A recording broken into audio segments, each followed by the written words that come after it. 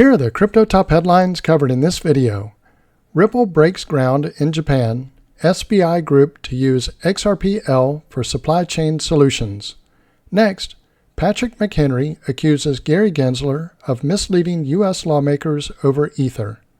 Also, Ex-Binance CEO Changpeng Zhao sentenced to 4 months in prison. Welcome to Crypto Top Headlines, where there's no clickbait thumbnails or titles, and no speeches on my opinions, just bringing crypto's news to you. We have a quick request that doesn't cost you anything in order to help.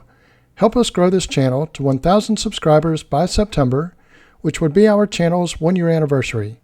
All we ask is that you click on the like and subscribe buttons, as well as the notification bell. By clicking on these, it does help grow the channel, so thank you in advance for doing so. Now, on to these headlines. Our first top headline, Ripple breaks ground in Japan, SBI Group to use XRPL for supply chain solutions. Ripple has partnered with HashKey-DX to introduce XRP ledger-based blockchain solutions to the Japanese market. SBI Group will become the first Japanese corporation to use XRP Ledger, or XRPL, blockchain supply chain solutions as Ripple looks to drive enterprise blockchain solution use cases in Japan. SBI will break new ground in Japan after Ripple announced it has entered a strategic partnership with Tokyo-based consulting firm HashKey-DX. The latter is set to introduce XRPL enterprise solutions to the Japanese market. HashKey will collaborate with Ripple and SBI Ripple Asia, a joint venture between SBI Holdings and Ripple, to build and introduce supply chain finance solutions in the country. The tools will be built on the XRPL, the decentralized blockchain network initially developed by Ripple Labs. A statement from HashKey-DX head Andy Dan highlighted XRPL's enterprise track record, settlement speeds, low costs, and scalability as key metrics to build its supply chain finance solution. We are confident in our ability to drive meaningful transformation and introduce innovative, cutting-edge solutions for Japanese businesses, Dan said. Over the past 5 years, HashKey Group has developed and implemented blockchain-powered supply chain finance solutions in mainland China. Since its launch in 2019, the firm has over 4,000 registered companies, including 23 banks and 4,300 suppliers that use its blockchain services. The company reports that the total trade amount recorded exceeds $7 billion. Its blockchain solution has also financed nearly $3 billion of transactions in China. As Cointelegraph previously explored during Paris Blockchain Week, Ripple X Senior Vice President Marcus Infinger believes the future of tokenized markets could exceed $16 trillion in value as traditional finance players begin to actively use blockchain networks. Infinger said that TradFi players are finally bringing financial assets on-chain as they look to deploy for production and solve pain points in various value chains. This is not only happening on permissioned, centralized networks, but also on decentralized protocols like XRPL, Stellar, and Ethereum. Infinger said that advanced conversations with various financial institutions are ongoing, and they are exploring tokenization projects to issue assets on the XRP ledger. These firms already have distribution lined up and can articulate use cases and how they want to use the underlying blockchain. Cointelegraph has reached out to Ripple Labs for additional information about the partnership with HashKey-DX and SBI Ripple Asia. Let me pause here for a moment. If you're getting value out of this video, please click on the like and subscribe buttons as well as the notification bell. Our next top headline, Patrick McHenry accuses Gary Gensler of misleading U.S. lawmakers over Ether. The chair of the U.S. House Financial Service Committee alluded to claims in Consensus' recent lawsuit against the SEC suggesting an investigation into Ether as a security. United States House Financial Services Committee Chair Patrick McHenry has alleged Securities and Exchange Commission Chair Gary Gensler knowingly misled Congress over the regulator's alleged attempts to classify Ether as a security.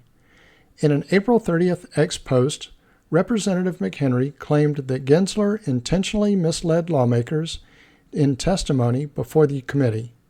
The U.S. lawmaker referenced to claims made in a recent court filing by software development firm Consensus, which filed a lawsuit against the SEC on April 25th.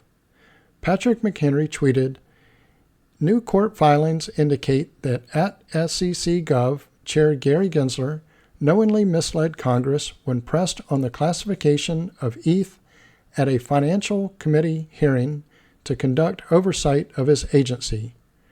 His full statement is, just months after a federal judge sanctioned SEC enforcement lawyers for lying to the court, new evidence shows Chair Gensler himself misled Congress. In testimony to the Financial Services Committee last April, Chair Gensler refused to answer questions regarding the SEC's classification of Ether. New court filings show this was an intentional attempt to misrepresent the Commission's position. Classifying Ether as a security contradicts previous statements of the SEC and Chair Gensler, yet another example of the arbitrary and capricious nature of the agency's regulation by enforcement approach to digital assets.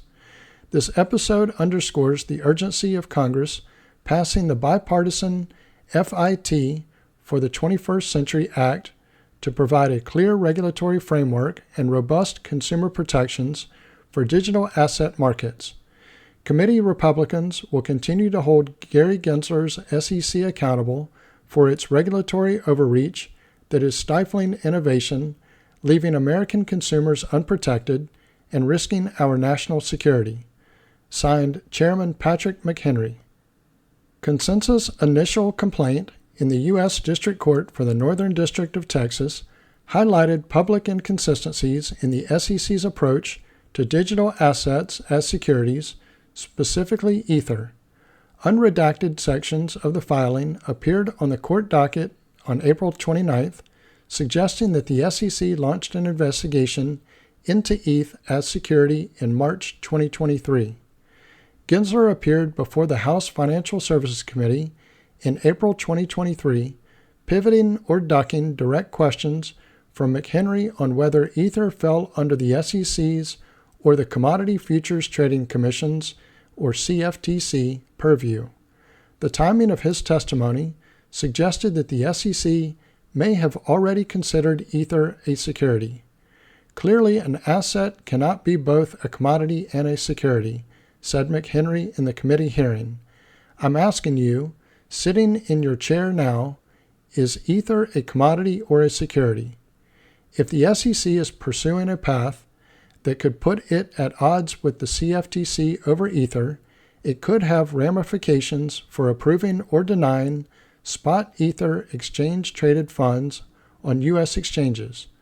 The SEC began approving investment vehicles tied to ETH futures in October 2023, with many experts speculating that the Commission will decide on a spot Ether ETF in May.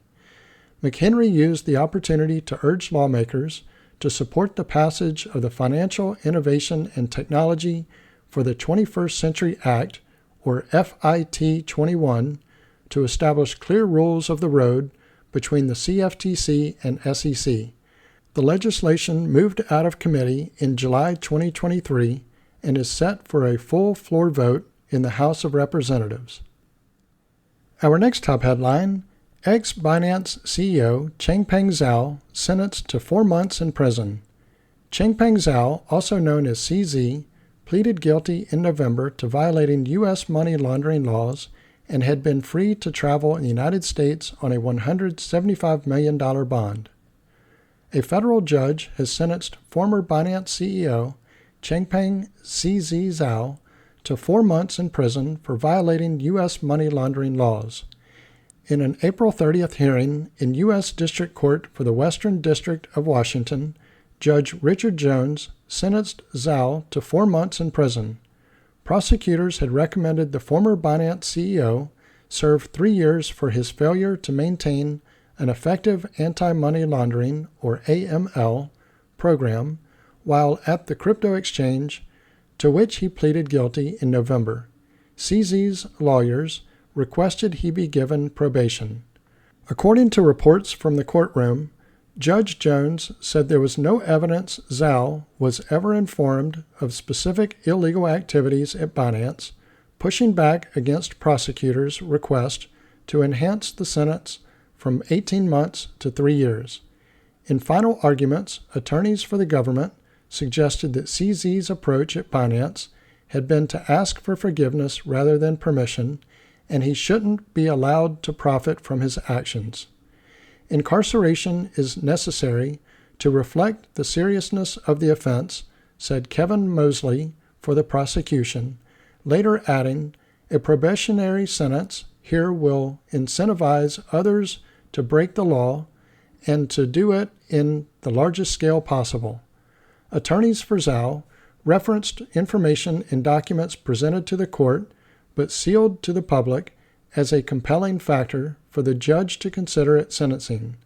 His legal team argued that Judge Jones could impose probation for less than 6 months, claiming Zhao's wealth could make him a target in prison. Before being sentenced, CZ apologized for his actions and said he had a lot of quiet time alone to think and reflect. He added he accepted responsibility for Binance's failure to implement an effective AML program.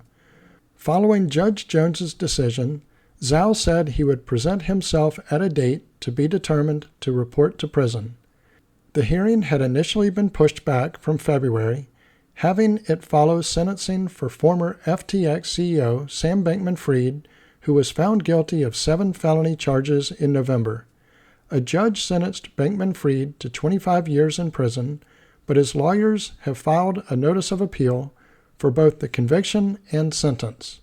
Many attending CZ's hearing suggested that the event wasn't as high profile as Bankman-Fried's trial or sentencing, which attracted long lines outside the New York City courthouse. Attorneys for the Justice Department also pushed back against comparing the two crypto figures, adding that the crimes were not about their personalities. Zhao resigned as Binance CEO and pleaded guilty to the felony charge as part of a settlement with U.S. authorities, in which the crypto exchange agreed to pay $4.3 billion for civil regulatory enforcement actions. The deal did not affect an ongoing civil suit with Binance, Binance.US, and CZ filed by the U.S. Securities and Exchange Commission in June 2023. After resigning as CEO in November, CZ said he planned to stay off Twitter and has not publicly commented on the criminal case. In March, he launched Giggle Academy, an educational project related to crypto and blockchain for young people. Richard Tang, Binance's former head of regional markets, became CEO after Zhao's departure. Alex Mashinsky will be one of the next significant figures in the crypto space to face charges after Bankman-Fried and Zhao. The former Celsius CEO's criminal trial in the United States is scheduled to begin in January 2025. So this concludes Crypto Top Headlines. If you haven't already done so, don't forget to click on the like and subscribe buttons as well as the notification bell.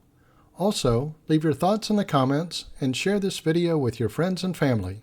Thank you all for watching Crypto Top Headlines, bringing crypto's news to you.